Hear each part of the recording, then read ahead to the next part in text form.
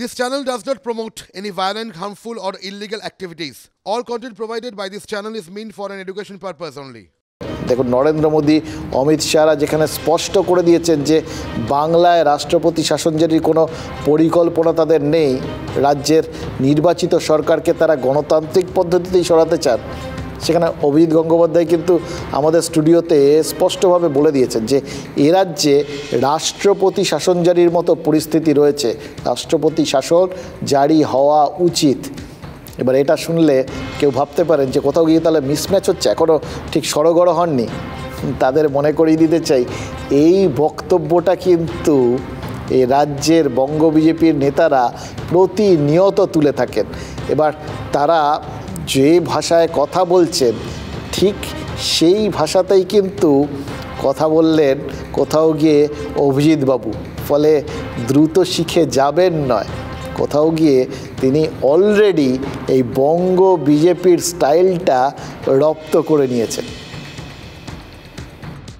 আপনাদের বিজেপির অনেকেই বলেন, মানে বহুবার দাবিও তুলেছেন যে জরুরি অবস্থা হোক, এই সরকারকে খারিজ করা হোক, রাষ্ট্রপতি শাসন জারি হোক।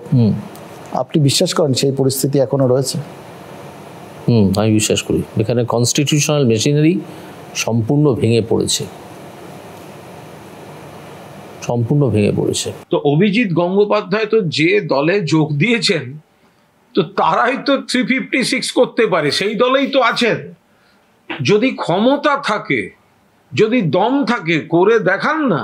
যে কথাগুলো অভিজিৎ গঙ্গোপাধ্যায় বলেছেন আর যে কথাগুলো আপনাদের শুনেছি, তার বাদ দিয়েও আরও অনেক কথা তিনি যেগুলো বলছিলেন সেদিন আমার সাথে সাক্ষাৎকারে, সেগুলোর থেকে মনে হচ্ছিল যে খুব ইন্টারেস্টিং একটা রাজনৈতিক অভিষেক আমরা দেখে ফেললাম এবং আগামী দিনে বেশ কিছু অসম্ভব, মানে কি বলবো, রোমাঞ্চকর রাজনৈতিক লড়াইয়ের সেনানি তিনি হবেন, এই রকম একটা উদ্যোগ তিনি নিচ্ছেন। এবং যিনি আইনের দিক থেকে নিজেকে সবসময় ফুল প্রুফ রাখার চেষ্টা করেন, তার বক্তব্যগুলো যে একটু অন্যরকম হবে এবং সেইগুলো ভবিষ্যৎ সম্পর্কে অন্যরকম ইঙ্গিত দেবে, সেটা কিন্তু বুঝতে পারলাম।